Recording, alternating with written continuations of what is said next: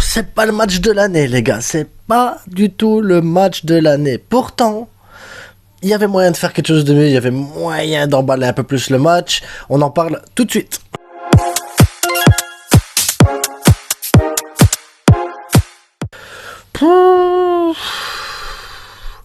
Il n'y a pas eu grand chose à se mettre sous la dent, les gars. Par contre, il y a des choses positives à retenir quand même de ce match. Il y a des choses très intéressantes à retenir sur ce match. Mais on va commencer par la formation que Xavi il nous a mis.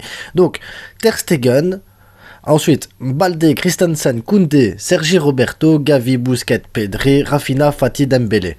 Moi, le milieu de terrain et l'attaque, je m'y attendais, mais à 200%, et je pense que tout le monde s'attendait à ce milieu de terrain, et tout le monde s'attendait à une attaque composée de Rafinha, Fati et Dembélé. La défense, par contre, je m'attendais plus à Jordi Alba, vu que Balde avait joué ici la dernière fois, et puis je pense qu'on va avoir besoin de Balde au prochain match, très en forme. Bon, après, Xavi l'a changé à la mi-temps, et j'ai trouvé ça tout à fait normal. Koundé, que j'ai été surpris de voir tout le match, mais il a fait un super gros match, mais on l'avait senti fatigué les dernières fois, je m'étais dit, il va peut-être mettre Garcia à la place, et Sergi Roberto, que je m'attendais à voir aussi. Donc, voilà, pas de grosses surprises réellement dans la formation, pas de grosses surprises dans l'animation. Par contre, défensivement, les gars, défensivement, on a été excellent. Que ça soit en première mi-temps, ou en deuxième mi-temps. Et ça, c'est hyper important, parce que se dire qu'on a eu Jordi Alba en deuxième mi-temps, qu'on a eu Garcia en deuxième mi-temps, puis on a eu Marcos Alonso en deuxième mi-temps, on n'a pas pris de but, on a réussi à jouer avec cette ligne haute qui jouait le hors-jeu, très très beau, les gars, l'alignement du Barça, très très belle défense. Mais après, c'est l'attaque, les gars, l'attaque. On sent Fati. J'adore Fati, mais on sent qu'il n'est pas habitué à ce poste. On sent qu'il n'est pas habitué à prendre les minutes, et on voit que Fati, il est toujours bien dans un rôle de remplaçant. Voilà, tu mets Fati en rôle de remplaçant pour justement éliminer, pour justement apporter du danger au moment où les défenses sont fatiguées. Fati peut le faire. Il n'y a aucun problème avec ça, Fati, ça, il sait le faire. Par contre, en titulaire, pour mettre le poids sur la défense adverse, pour commencer à mettre des goals comme Robert Lewandowski, il ne sait pas le faire. Il sait pas. Par contre, il a bien défendu, il a créé les mouvements, il a créé les trucs, et on sent que voilà. Mais ça manque totalement d'automatisme. Fati n'est pas habitué à ce poste, et ça nous a handicapé en fait tout le long du match. Tout le long du match, Fati nous a handicapé par son positionnement. Dembélé qui a été en feu aujourd'hui, parce que ouais, Dembélé aujourd'hui il était en feu, il a dribblé, il a percuté, il a essayé, il a tenté, il a tiré, il a trop gardé la balle par moment, mais voilà, ça fait partie de son jeu, ça fait partie de son truc, donc on va pas commencer à lui critiquer en disant ouais tu dois lâcher plus, non c'est bien, il essaye, tu sais bien que t'essayes, tu rates, à un moment donné ça va fonctionner, aujourd'hui ça n'a pas spécialement fonctionné, mais pourquoi ? Parce qu'il n'est pas habitué à jouer dans cette position où les gens qui sont autour de lui c'est pas les mêmes. Je suis désolé, Dembélé, il lève la tête, il voit Robert Lewandowski, il sait qu'il peut la mettre, il n'y aura pas de souci. Robert va faire quelque chose qui va mettre le but. C'est comme ça qu'on a un Robert Lewandowski meilleur buteur, et il manque, on le ressent, ça manque Robert Lewandowski dans le rectangle. Rafinha, par contre, c'est tout l'inverse. Rafinha, au lieu de percuter, faire des trucs et tout ça, lui, il distribue, il centre, il essaie, il fait des...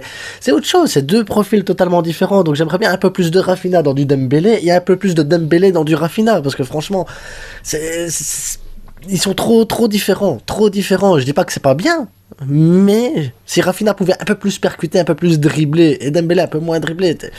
Un juste milieu, les gars, un juste milieu, c'est tout ce que je demande.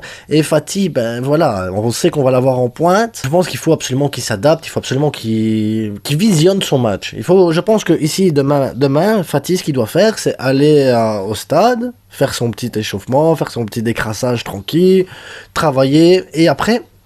aller regarder le match qu'il a fait contre Retafe aujourd'hui et se dire tiens là j'aurais pu pousser un peu plus loin, là je suis trop bas, je dois absolument être en dernière ligne, là je dois couper au premier poteau, parce que c'est vraiment des trucs tout bêtes comme ça. Là mon contrôle je dois pas le faire, je dois tirer tout de suite en un temps, là je pouvais le prendre du gauche, tant pis si je rate, mais Fati, c'est vraiment ça qui lui manque, c'est ce petit détail, ce petit truc, et je pense qu'il faut le travailler à la vidéo en fait, parce que c'est un garçon hyper intelligent, c'est un garçon qui a énorme qualité, mais il doit travailler son placement. À côté de ça, vous voyez, quand il perdait la balle, il allait la rechercher. Quand il perdait la balle, il allait essayer, il se battait. Il a été pour la création du jeu. Il a fait plein de choses. Fati a fait plein de choses positives, mais offensivement, il n'a pas apporté ce qu'un neuf doit apporter. C'est ça le problème. Donc ça, c'était les problèmes en attaque. Maintenant, au milieu de terrain, on a de la chance que c'était pas Laos. Parce que si c'est Laos qui nous arbitrait aujourd'hui, on finit à 9, les gars. Aujourd'hui, on finit à 9. Gavi, je pense qu'il peut avoir 2 ou 3 cartons jaunes faciles. On a de la chance que l'arbitre, il commence pas à distribuer des cartons sur Gavi. Et Dembélé, à un moment donné, il fait une faute sur le joueur de Retafe, je sais plus c'était qui exactement. Ça méritait rouge, les gars. Hein. Rouge. En tout cas, il a eu jaune, mais il n'y avait pas de problème pour mettre une rouge. Hein. Franchement, si on mettait, c'était pas un scandale. On a de la chance qu'aujourd'hui, c'était pas la hausse l'arbitre, parce que franchement, on finissait à 9 le match. Mais après, voilà, point positif. Même si j'ai trouvé Pedri un peu en dessous par rapport à d'habitude, j'ai trouvé Busquets un peu en dessous par rapport à d'habitude.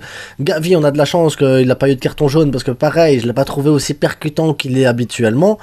La défense, elle est monstrueuse, la défense du Barça. Et Ter Stegen, qu'est-ce qu'il sauve? Mais qu'est-ce qu'il sauve Ter Stegen à un moment donné en première mi-temps, là, avec Pedri qui fait une passe en retrait. Oh, quel arrêt! Quel arrêt! Ter Stegen, clean sheet encore, les gars. Clean sheet encore. On ressort d'un match avec un autre clean sheet, avec encore 6 buts encaissés depuis le début de la saison. Je sais pas si vous vous rendez compte du truc de fou que c'est, hein.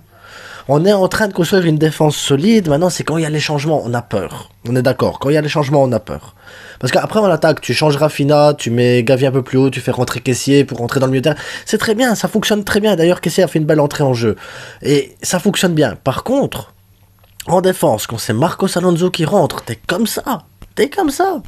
Bon, il a fait un beau match, il a fait une belle rentrée, on va rien dire. Garcia, il a fait une belle entrée aussi. Donc voilà, je suis content des gens qui sont rentrés sur le terrain aujourd'hui parce que, à défaut d'apporter un plus, ils n'ont pas apporté un moins. Et ça, c'est bien. Ça, c'est déjà, c'est bien.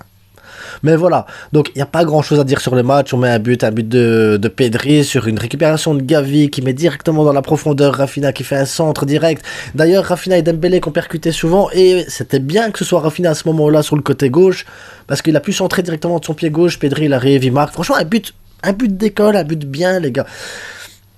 Ça doit arriver plus souvent. On devrait peut-être essayer de laisser la balle un peu plus souvent à l'adversaire, mais pas grand-chose. Un petit peu plus pour leur mettre un peu en confiance et partir sur des contres. On a les joueurs pour le faire, les gars. On devrait jouer un peu plus vertical de temps en temps. Aller chercher vraiment la profondeur, aller chercher le dos. Jordi Alba, quand il est rentré, on a vu qu'il a essayé 2-3 fois comme ça. Après, Fatih hors-jeu, bah ça arrive, les gars. Ça arrive. C'est pas grave. Donc, on gagne ce match sans Robert Lewandowski, sans Ferran Torres, en faisant tourner défensivement, et on a gagné ce match contre une équipe de Retafe qui a décidé qu'il fallait jouer en bloc bas, C'était compliqué, franchement, Retafe a bien joué, mais... pas un match de feu, pas un match de folie, les gars, voilà. Mais c'est pas grave, on a des matchs tous les 3 jours, donc il faut faire tourner, il faut laisser reposer les organismes, c'est tout à fait normal, il va falloir tourner, compter sur tous les joueurs, les gars, tous les joueurs vont être importants ici pendant ce mois-ci. Donc, bonne soirée à vous, abonnez-vous, likez, partagez, faites-vous plaisir, et on se retrouve dans une bonne heure, les gars, pour le débrief du Real Madrid, parce que là, il joue à San Mamés, le Real Sociedad a rattrapé le Real Madrid au niveau des points, nous on est 6 points devant, donc à mon avis, la pression, elle est forte sur le Real, les gars, la pression, elle est forte. Donc, on se retrouve dans une bonne heure pour le débrief du Real Madrid, en attendant, bonne soirée, ciao.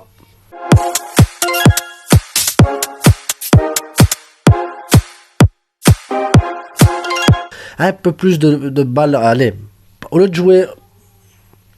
Ah merde.